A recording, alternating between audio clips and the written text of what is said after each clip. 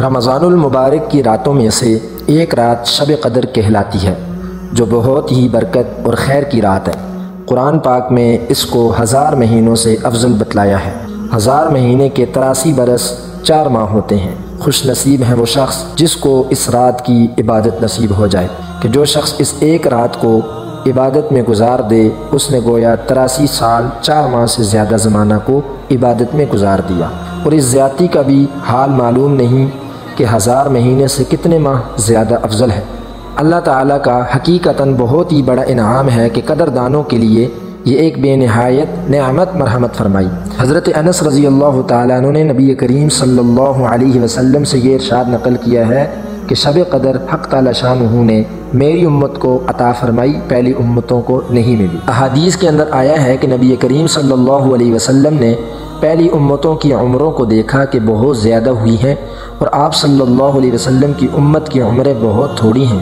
اگر وہ نیک اعمال میں ان کی برابری بھی کرنا چاہیں تو ناممکن ہے۔ اس سے اللہ کے لاڈلے نبی صلی اللہ علیہ وسلم کو رنج ہوا، غم ہوا۔ اس کی تلافی میں یہ رات مرحمت ہوئی کہ اگر کسی خوش نصیب کو 10 راتیں بھی نصیب ہو جائیں اور ان کو عبادت میں گزار دے تو گویا 833 برس 4 ماہ سے بھی زیادہ زمانہ کا کامل عبادت میں گزارا۔ بعض روایات سے معلوم ہوتا ہے کہ نبی کریم صلی اللہ علیہ وسلم نے بنی اسرائیل کے ایک شخص کا ذکر فرمایا کہ 1000 مہینے تک اللہ کے راستے میں جہاد کرتا رہا۔ صحابہ کو اس پر رشک آیا تو اللہ جل شانہ نے اس کی تلافی کے لیے اس رات کا نزول فرمایا۔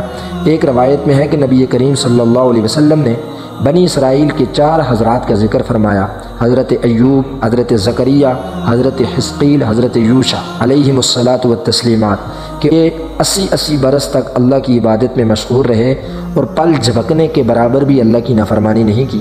اس پر صحابہ اکرام رضوان اللہ تعالی علیہ مجمعین کو حیرت ہوئی تو حضرت جبریل امین علیہ السلام حاضر خدمت ہوئے اور سورۃ القدر نازل ہوئی۔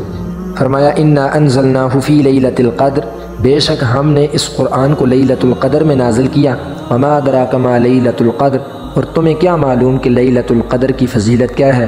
لیلۃ القدر خیر من الف شہر، لیلۃ القدر کی رات 1 مہینے سے زیادہ فضیلت والی ہے۔ نبی کریم صلی اللہ علیہ وسلم نے اس رات کو پانے کے لیے پہلی مرتبہ پورے رمضان کا اعتکاف کیا تھا۔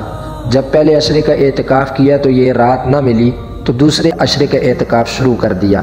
جب دوسرے عشرے کا اعتکاف ختم ہوا تو پھر نبی علیہ الصلاۃ والسلام نے ترکی خیمے میں سے سر نکال کر کے فرمایا ان صحابہ سے جو صحابہ آپ کے ساتھ اعتکاف کر رہے تھے کہ میں نے شب قدر کے لیے اعتکاف کیا ہے، وہ مجھے نہ ملی، لہٰذا جو میرے ساتھ اعتکاف کر رہے ہیں وہ آخری عشرے کا بھی اعتکاف کریں، اور مجھے بتایا گیا ہے کہ آخری عشرے کی طاق راتوں میں سے ایک رات ہے۔